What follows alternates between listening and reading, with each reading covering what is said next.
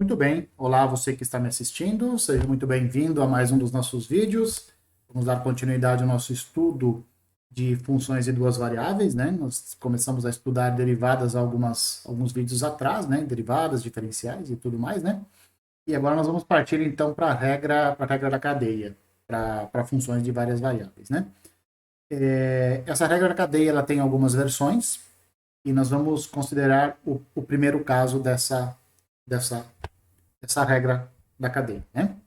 Bom, o que nós vamos fazer nesse vídeo, então? Que tipo de função nós vamos abordar, né? Nós vamos apresentar a regra da cadeia para funções que são do tipo z igual a f de xy, onde x e y são duas funções de uma nova variável t. Para isso, nós vamos considerar essas duas bibliografias aqui, que a gente já vem adotando, especialmente, de novo, o livro do Stuart, na sua 7ª edição, né? Então, regra da cadeia no cálculo 1. Por que serve a regra da cadeia lá no cálculo 1? Ela tem ela é utilizada para você calcular a derivada de uma função composta, né? Então, se o y é igual a uma certa f de u e u é igual a uma função de t, com f e g duas funções diferenciáveis, ou seja, tem derivadas, né? Então, o y ele é uma função indiretamente diferenciável de t, e essa derivada ela é dada pela seguinte forma: a derivada de y em relação a t é a derivada de y em relação a u, que multiplica a derivada de u em relação a t, né? Então, se você tem uma função desse tipo, uma função y que depende de uma variável u, essa variável u depende de uma nova variável t, então você pode usar esta regra aqui para determinar a derivada de y em relação a essa variável t, fazendo isso daqui. Derivada de y em relação a u, que multiplica a derivada de u em relação a t. Trouxe aqui um exemplo para vocês, né? Suponha que a nossa função y seja e elevado a t quadrado, né? Observe que e elevado a t ao quadrado você não sabe derivar. O que você sabe derivar é e elevado a x. E elevado a x você sabe derivar. Ou então e elevado a u. E elevado a u você sabe derivar, então você faz uma troca de variáveis aqui, né? Você chama u, você chama de t quadrado, e aí a sua y, ela não depende mais diretamente de t, mas ela depende agora da nova variável u. Você faz uma mudança de variável aí, né? Esse tipo de coisa que você faz lá no cálculo, né? Então, nesse caso, o que você tem? Quem que vai ser a derivada de y em relação a t? Então, ela vai ser a derivada de y em relação a u, essa você sabe determinar, e também a derivada, vezes a derivada de u em relação a t. A derivada de u em relação a t você também sabe determinar, né? Então, a derivada da exponencial é a própria exponencial, a derivada de u em relação a t é 2t, né? Então, no final das contas, a derivada de y em relação a t é 2t que multiplica e elevado a t quadrado. Essa é a regra da cadeia. Isso aqui é o que diz a regra da cadeia lá para o cálculo 1, quando você tem uma situação desse tipo. Tá? Agora, como é que é a regra da cadeia no cálculo 2? Como é que se dá isso? Então vamos lá. Para funções de mais de uma variável, se ela é de 2, 3, a regra da cadeia, como eu já mencionei antes, ela tem várias versões, e cada uma delas fornece uma regra de derivação para funções compostas, né? Então ela é de novo uma regra, na verdade elas são regras, porque você tem várias regras da cadeia, né? E elas fornecem então derivadas para funções compostas, né? Na primeira versão dela, que é a que nós vamos ver agora, é aquela versão que, se você dominar bem, você vai dominar as outras também, tá? Porque as outras elas vão acabar derivando dessa. Derivando, ficou legal, né? Mas todas elas passam por essa primeira versão aqui, então por isso que nós vamos dar uma atenção especial, tá? Então suponha que a nossa função que z seja uma função de duas variáveis, tá? Na variável x e na variável y, e cada uma dessas variáveis x e y, por sua vez, é uma função de uma variável t, tá? Então o que vai acontecer? Essa função, esse z, ele fica em função de t, porque y está em função de t, x está em função de t e y também. Então, essa função aqui, ela acaba sendo uma função composta, né? E no final do dia, ela acaba sendo uma função em t, certo? Bom, isso significa, então, que z, ela é, como eu já tinha dito, né, ela é indiretamente uma função de t, porque já que o x depende de t, então o x é uma g de t, Y depende de t, então y é igual a uma h de t, então você pode vir aqui, faz a substituição e você determina, você consegue escrever z como uma função de t. O que nos dá a regra da cadeia? Uma forma de você diferenciar ou diferenciar z em função de t, como uma função de t, né? E vamos assumir aqui que a nossa f ela é diferenciável, né? Então, para você saber o que é uma função diferenciável, dá uma olhada nos vídeos anteriores, tá? E lembrando que uma função f é diferenciável se as suas funções, se as suas derivadas parciais de primeira ou de segunda ordem forem contínuas. Quando isso acontece, então a sua f ela é diferenciável, tá certo? Essa é uma propriedade. Dá uma olhada a 2 vídeos anteriores lá. Aí você vai ver do que eu estou falando aqui. Tá? E aí vem a primeira regra da cadeia, ou seja, o primeiro caso da regra da cadeia. Então, a nossa hipótese, z é igual a f de x e y, isso é uma função diferenciável em x e y, tá? Essa é a nossa primeira hipótese. E suponha que x é uma função de t, x é igual a g de t, y é uma certa h de t, e essas também são duas funções diferenciáveis em t. Então, você pode diferenciar a função z ou a função f, e você também pode diferenciar g e h, tá certo? Muito bem. E aí, a função z, ela também vai ser diferenciável, também vai ser uma função diferenciável de t.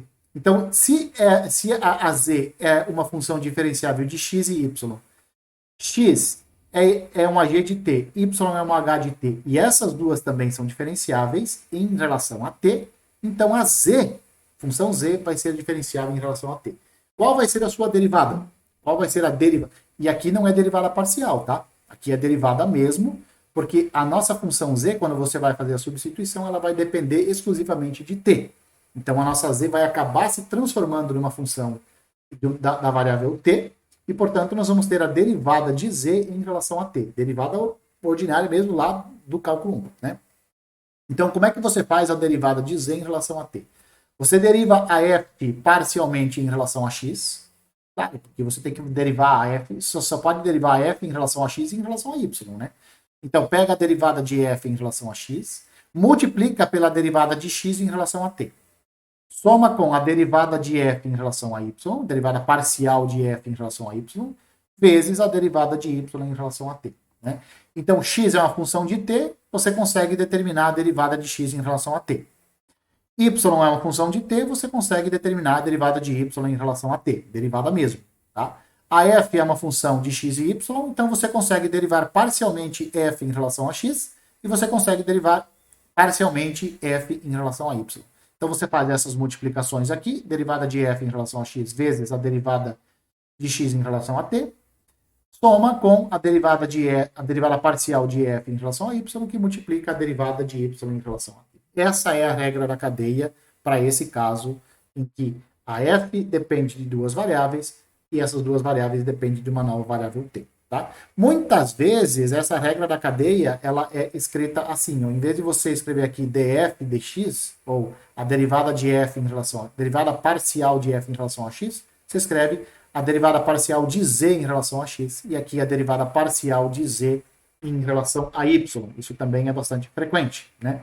E aí, vale você observar a semelhança disso daqui com a diferencial. A diferencial de z, ela foi definida como sendo essa soma aqui, né? Então, a partir dessa diferencial, é como se a gente tivesse dividido ambos os lados pelo dt, pela diferencial de t, e obtivéssemos esta versão aqui da regra da cadeia, tá certo? Muito bem. Vamos a um exemplo, então. Vamos a um exemplo, ou seja, vamos considerar z igual a x² vezes y mais 3xy à quarta.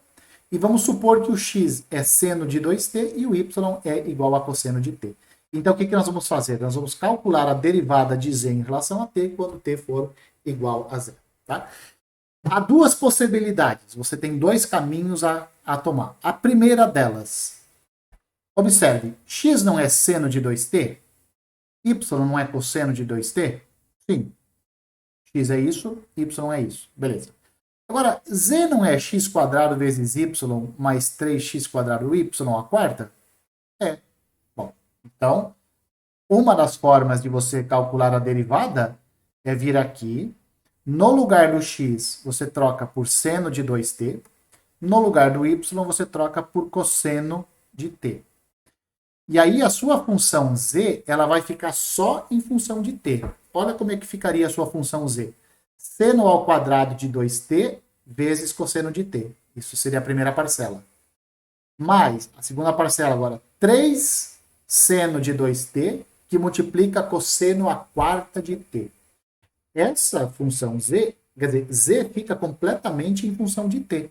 E aí você pode derivar diretamente em relação a t do jeito que você fazia lá no cálculo 1. Bom, se você quiser seguir esse caminho, boa sorte para você.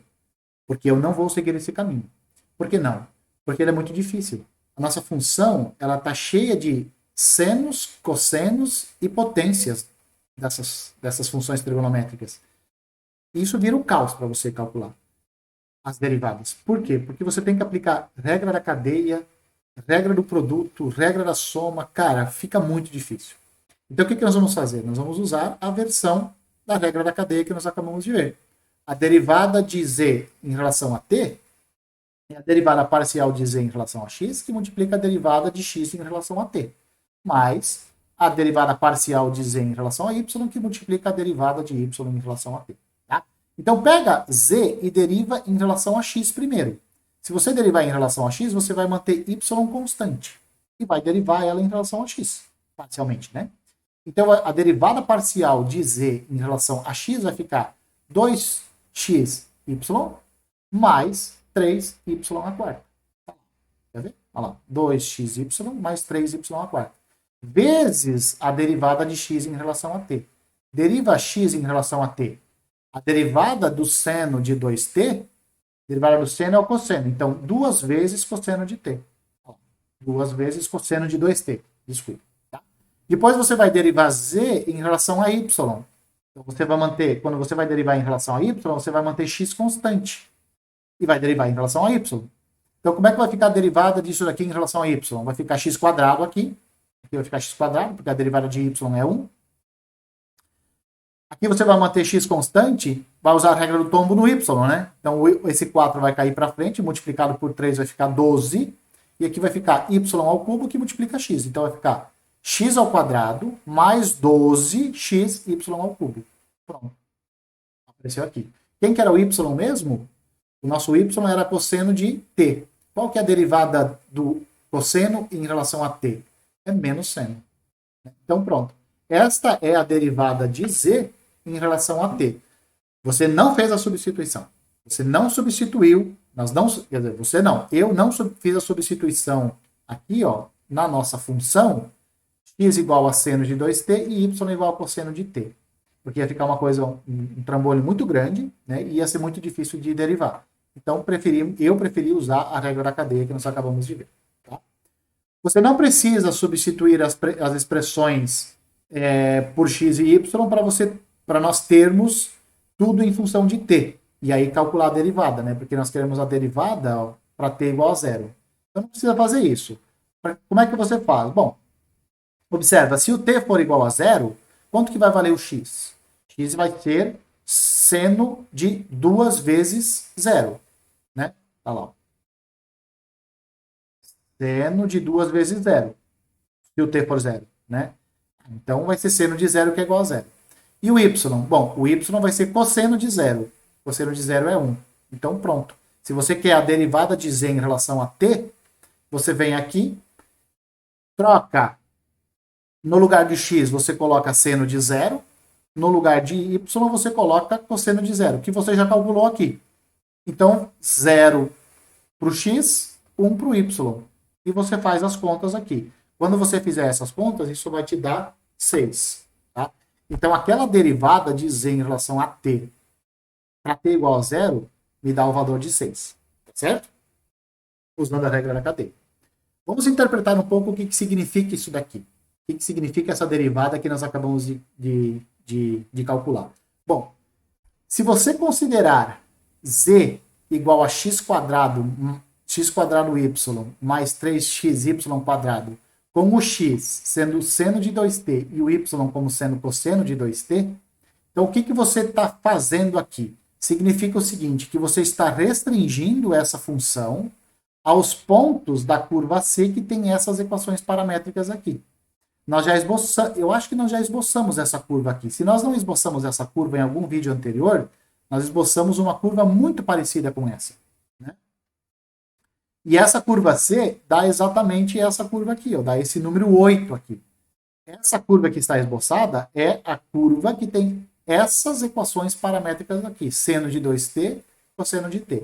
Então, se você está considerando essa função aqui, com x igual a seno de 2t e y igual a cosseno de 2t, o que você está fazendo? Você está pegando essa função e está olhando ela só para os pontos dessa curva aqui. Ó. Ah, que legal! Então, e aí o que diz, o que nos diz essa derivada que nós acabamos de calcular? Essa derivada ela pode ser interpretada como a taxa de variação do z em relação a t, quando o xy se move ao longo da curva C. Então, essa derivada que nós calculamos é a taxa de variação desta função aqui, quando nós percorremos os pontos dessa curva aqui. Ó. Só dos pontos dessa curva. Ah, mas e os pontos fora dessa curva? Bom, os pontos fora dessa curva não nos interessam. Ah, mas posso estudar esta função aqui, ó, restringindo aos pontos de uma outra curva, de uma circunferência, por exemplo? Claro que pode, não tem problema. O x poderia ser seno de t e y cosseno de t? Pode. Por que não? Ah, o seno pode ser, o x pode ser seno de 2t e o y cosseno de 2t? Pode também, né? Quando você faz essa mudança, quando você muda aqui o x e o y, você vai obter novas curvas. E aí você vai olhar essa função aqui sobre os pontos dessa curva. O que vai nos dar a derivada? A derivada vai nos dar a taxa de variação do z em relação a t quando você percorre essa curva que você quiser. No nosso caso, é essa curva 8, que representa o número 8 aqui. Tá bom? Em particular, como nós calculamos a derivada no ponto t igual a 0, quando t igual a 0, então o ponto é 0, 1. Essa derivada deu 6, e isso é a taxa de variação quando você se move ao longo da curva C por esta função aqui. Né? Então, qual é a taxa de variação desta função quando t é 0? Ou seja, quando você está olhando para este ponto aqui, o ponto 0,1. Né? O que está acontecendo? Qual é a taxa de variação? A taxa de variação é 6, ou seja, ela está variando muito rapidamente. Essa função varia muito rapidamente quando você está aqui no 0,1. A taxa de variação é 6. Então, é muito alta a taxa de variação. Suponha, por exemplo, que o seu z representa a temperatura no ponto XY. Nós já vimos alguma coisa assim. Suponha que você tem um plano, né? Você tem lá uma forma de medir a sua temperatura. Suponha que a temperatura seja dada por isso daqui. Seja dada por essa expressão aqui, x² y mais 3xy². Essa é a fórmula da temperatura. É assim que a temperatura se comporta, né? Essa função composta aqui, ó, t de seno de 2t cosseno de t, ela representa a temperatura nos pontos dessa curva. Qual curva? Essa daqui. Ó. Então, a temperatura ela está dada para todos os pontos do plano. Mas você fala assim, eu quero saber o que acontece com a temperatura nessa curvinha aqui, ó, nesse 8 aqui. Né? Então, é isso. Quando você faz isso daqui, quando você faz essa composta, é isso que você está fazendo. Você está restringindo, você está só olhando para a temperatura sobre os pontos dessa curva. E o que representa a derivada? É a taxa de variação da temperatura ao longo dessa curva. Quando t é 0, ou seja, lá no ponto 1, 1, a derivada deu 0 significa o quê? Que a taxa de variação da temperatura aqui é muito alta. Nesse ponto, a taxa de variação é 6. Então, é uma variação muito alta. Ela passa de 0 para 6 muito rapidamente, essa temperatura. Então, essa é a interpretação física que você pode dar para esse tipo de situação, derivada em relação a t, quando você tem esse tipo de situação que nós descrevemos aqui. Tá? Um outro exemplo bastante prático também é esse daqui, né? A pressão P em kilopascais, o volume em litros e a temperatura em kelvins, né? De um mol de gás ideal, ele se relaciona por essa equação aqui. Ó. A pressão vezes o volume é 8,31 que multiplica a temperatura.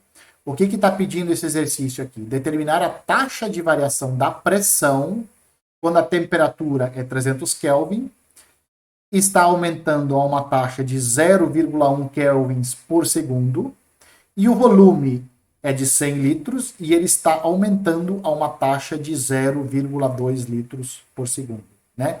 Então, qual é a taxa de variação da pressão? Ou seja, quanto a pressão está variando quando a temperatura é 300 Kelvin, o volume é 100 litros, a taxa de variação, ou seja, o aumento da temperatura é de 0,1 kelvins por segundo, e a taxa de variação, ou seja, o aumento do volume é de 0,2 litros por segundo.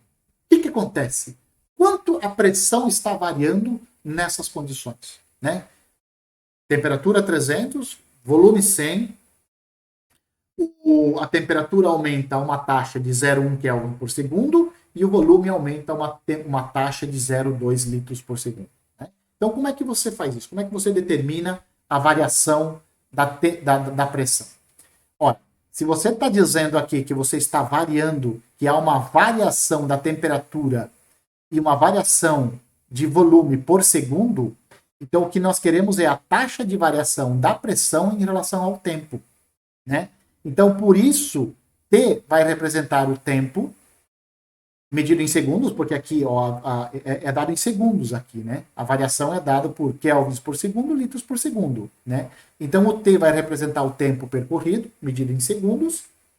E o que nós temos de dados? O T igual a 300, a variação de T da temperatura em relação ao tempo é de 0,1, o volume é de 100, e a taxa de variação do volume em relação ao tempo é de 0,2. Né? Então, qual é a fórmula da pressão? A pressão é 8,31, que multiplica temperatura sobre volume. E aí nós podemos utilizar a regra da cadeia para determinar a variação da pressão em relação ao tempo. Para isso, o que nós vamos fazer? Derivar P em relação à temperatura, parcialmente em relação à temperatura, que vai multiplicar a derivada da temperatura em relação ao tempo. Vamos somar isso com a derivada parcial da pressão em relação ao volume, que multiplica a derivada do volume em relação ao tempo.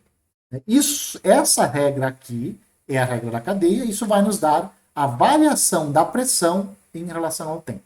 Tá? Derivada parcial da pressão em relação à temperatura. Então você vem aqui, mantém a temperatura, mantém o volume constante e deriva em relação à temperatura. Isso vai me dar 8,31 sobre o volume, vezes a derivada da temperatura em relação ao tempo. Então, dt maiúsculo e dt minúsculo. Mas, qual é a derivada da pressão em relação ao volume? Então, você vai tomar aqui a temperatura como constante e vai derivar isso em relação ao volume. Então, isso vai me dar menos 1, que multiplica 8,31 vezes T sobre o volume ao quadrado. Isso é a derivada de P em relação ao volume. Em relação ao volume, derivada parcial da pressão em relação ao volume. Vai me dar esta parte aqui. Tá? Vezes a derivada do volume em relação ao tempo. Tá? Só que, para qual instante ou para qual temperatura e qual volume você quer? Você quer na temperatura 300 e o volume como sendo 100. Então, você tem esta fórmula aqui, ó, esta fórmula, tá vendo? Ó, esta é a fórmula da variação da pressão em relação ao tempo. Essa é a fórmula. Mas em qual volume? Para qual temperatura, para qual volume? Olha, temperatura 300, volume 100. Tá. E quanto está sendo a taxa de variação? Da temperatura é 0,1, do volume é 0,2. Então você vem aqui e faz todas essas substituições. Vem nessa fórmula aqui, o V você troca por 100. A derivada, a taxa de variação da temperatura em relação ao tempo é 0,1. Então você multiplica aqui por 0,1. Aqui o T você troca por 300, o V você troca por 100.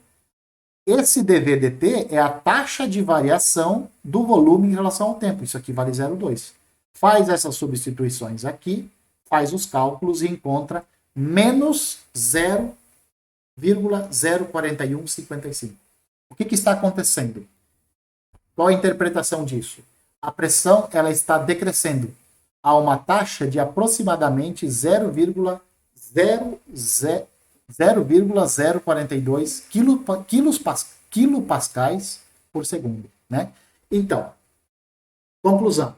Quando a temperatura é 300 e o volume é 100, se você tem essa taxa de variação da temperatura e essa taxa de variação do volume, então você tem um decrescimento da pressão a uma taxa de 0,042 quilopascais por segundo.